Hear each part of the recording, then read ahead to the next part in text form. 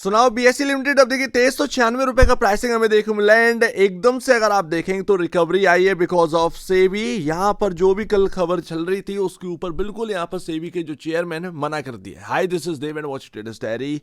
क्या रिकवरी यहाँ पर ना देखने को मिलेगी बीएससी के स्टॉक के अंदर? तो रिकवरी तो देखने को मिली है निचले लेवल से, अगर आप देखेंगे तो वहां से एक सॉलिड रिकवरी देखने को मिली है। बट अभी यहाँ पर ना कल आपके सामने Q1 के नंबर से आपका खुद का यहाँ पर ना काफी बड़ा ट्रिगर है ये। एंड ये बताया कि आपको रेंज से किस तरफ बाहर निकलना है, क्या ये हायर साइड जाना है या फिर लोअर साइड। बट अभी जो सेबी चेयरमैन ने कहा है उससे एक प्रॉब्लम बनी हुई थी कि वीकली एक्सपायरी हो जाएगी, वो वीकली एक्सपायरी खत्म होगी, अब मंथली एक्सपायरी स्टार्ट हो जाएगी या फिर यहाँ पर 15 दिन में एक बार एक्सपायरी यहाँ पर देखने को मिलेगी। इन सब खबरों पर खंडन करती है।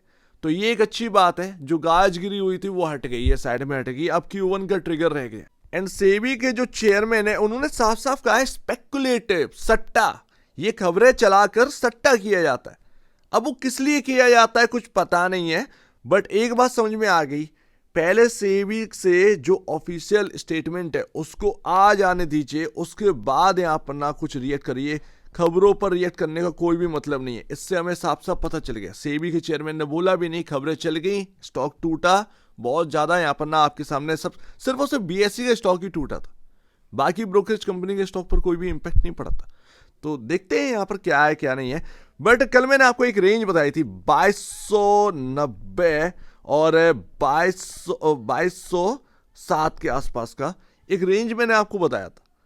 आज का जो लो है, ये जो आज का इंटरडे लो है वो कौन सा है? 2290 का। मैं अभी लास्ट में दिखाऊंगा। बट ये 2290 कल ही मैंने आपको बताया था कि जब तक इसके ऊपर है, मतलब सपोर्टिव रेंज जो है वो आपकी बनी हुई है। अभी बस जो क्रिटिकल लेवल है, जो जगह है क्रिटिकल, वो बस ये है, हमको इस पैटर्न का जो मिड पॉइंट है वो 2600, उसको बस क्रॉस करना है। और वो इजीली नहीं है क्रॉस करना, ये जगह बता रही है कि इसने क्रॉस नहीं होने दिया है। कम से कम 12-15 दिन का ये आपके सामने कैंडल है, और या उससे ज़्यादा भी होगी। तो ये इजीली क्रॉस नहीं हुआ। अब कल Q1 ना आपका फंडामेंटल और फाइनेंशियल बिल्कुल बदल के रखेगा बॉस। यहाँ पर ना आपका अभी भी स्टिल जो खंडन किया है सेबी ने, उसके बावजूद भी अभी 1 लाख करोड़ का मार्केट कैप हमने अचीव नहीं किया। ये बात ध्यान रखिएगा।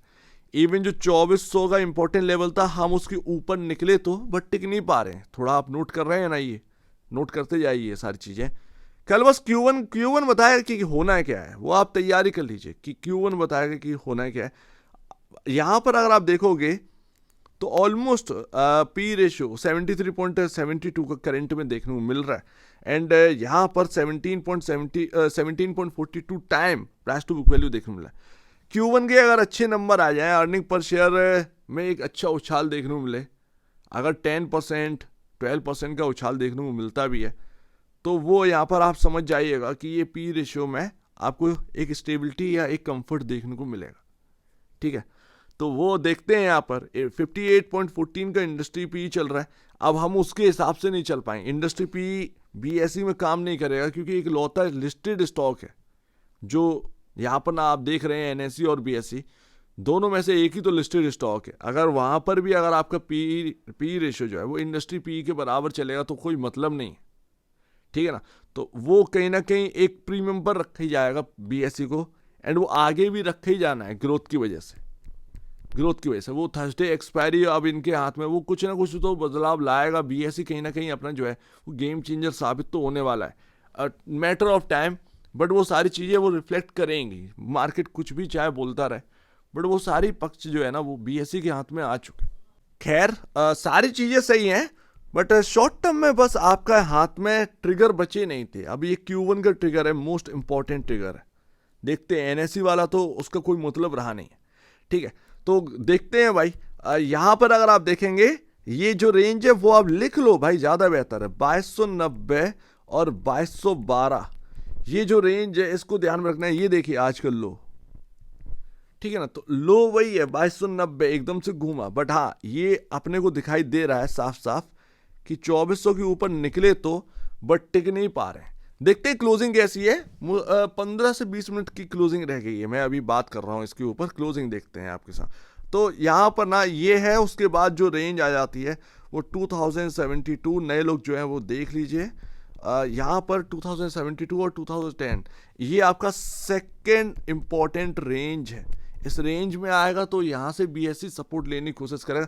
पहली बात तो यही बहुत इंपॉर्टेंट है, 2290 और 2212, बस सीधी सी बात। एंड लास्ट, एक्सचेंजेस के नंबर वैसे MCX से स्टार्ट हुए थे, MCX से, खैर वो एक अलग एक्सचेंज है, बट उसके नंबर बहुत सॉलिड थे। क्वार्टर ऑन क्वार्टर बेसिस पर, क्या year on year basis, sorry quarter to quarter basis पर तो था ही, ईयर ऑन ईयर बेसिस पर ऑलमोस्ट 80% का प्रॉफिटेबिलिटी में जंप।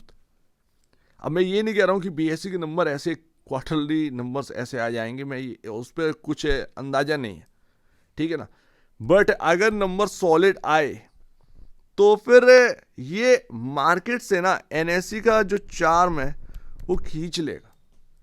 एंड जो आप कह रहे हैं ना, ये इजीली ये जगह क्रॉस हो सकती है अगर सॉलिड नंबर आए। नंबर अच्छे आना एक अलग बात है, नंबर सॉलिड आना एक अलग बात है। बड़ा कंफर्ट अगर P रेशियो और प्राइस टू बुक वैल्यू में आता है नंबर्स की वजह से, तो फिर ये कहीं ना कहीं ये जो 2600 का हर्डल है, ये वगैरह वगैरह, ये सब कुछ पता नहीं चलेंगे मेरे ख्याल से, अंदाजा नहीं लगेगा कि कब ये क्रॉस हुआ, क्योंकि कोई भी हर्डल इतना बड़ा नहीं होता है कि उसको क्रॉस ना कर पाए, ठीक है। तो पॉजिटिव रही है, बट अभी शॉर्ट टर्म में हमारे पास जो है वो डरावनी चीजें ही थी। NSE का IPO लेट होना, ठीक है, लोग कह रहे हैं NSE का कुछ ज़्यादा बेनिफिट मिला नहीं, मैं भी यही कह रहा था कि BSE अपने ट्रिगर से, अपनी ग्रोथ के ट्रिगर से चल रहा है, बट NSE का इम्पैक्ट था, उसको इग्नोर नहीं कर सकते। तो NSE ने आंखें दिखाने में मदद करी है कि देखिए कि BSE है क्या, एक्चुअल बात तो यही है। खैर यहाँ पर देखते हैं, नजर रखिए, कल Q1 का नंबर है, इंपॉर्टेंट रेंजेस हैं, इन पर नजर रखिए, इनके अलावा कुछ हो नहीं सकता है। वो साफ साफ पता चल रहा है, ये रेंज जो बनी हुई है ना, ये काफी काम कर रही है, ब्यूटीफुली वर्क कर रही है। सो लेट्स सी, देखते हैं कल के दिन क्या होता है, कवर करेंगे आराम से। नंबर्स उम्मीद है अच्छे ही आ जाएं तो ज़्यादा बेहतर। जैसे MCX क्या है, अब मैं MCX जैसा तो नहीं कह रहा हूँ, बट उसके कंपैरिजन थोड़े से भी अगर कुछ ग्रोथ ऐसी आ जाए ठीक ठाक तो मज़े ही आ जाए। लेट्स सी, देखते हैं क्या रहता है। सो उम्मीद है काफ़ी कुछ आपको समझ में आया होगा। एक बार निवेश से पहले या बेचने से पहले अपने ब्रोकर एडवाइस से जरूर सलाह लीजिएगा। खुद की स्टडी करेगा, उससे बेहतर कुछ भी नहीं, खुद की स्टडी मस्ट है। तो आप दीजिए, मैं अपनी देखिए, बहुत धन्यवाद दोस्तों।